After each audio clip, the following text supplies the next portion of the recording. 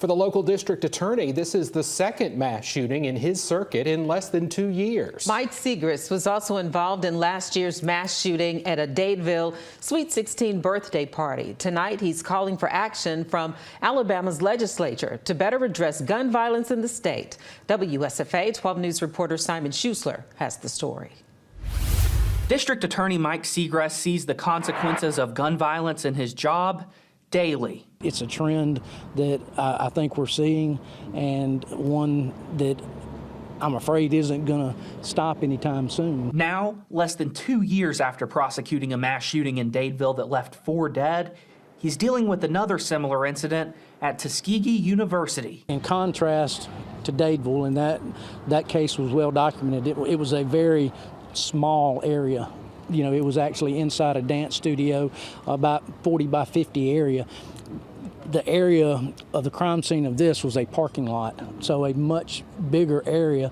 And in both cases, Segrest says, the shooters used machine gun conversion devices, also known as Glock switches. Authorities say the lone suspect in the Tuskegee case, 25-year-old Jaquez Myrick of Montgomery, was found with a Glock switch leaving the scene.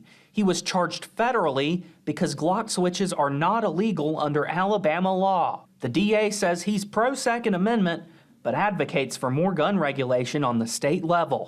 When the Second Amendment was passed in 1787 as part of the Bill of Rights, I don't think our forefathers had the foresight to see a fully automatic handgun that could dump 34 rounds in a little over 2 seconds at a time when they were stuffing muskets down rifles.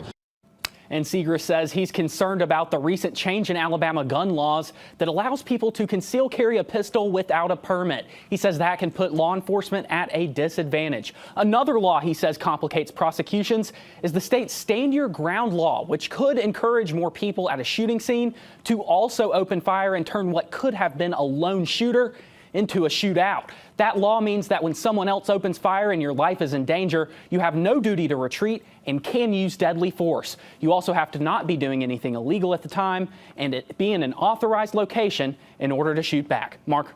All right, so much great information there. Thanks a lot, Simon. No word on any court dates for the suspect. That information will come from the U.S. Attorney from Alabama's Middle District, who was off for Veterans Day.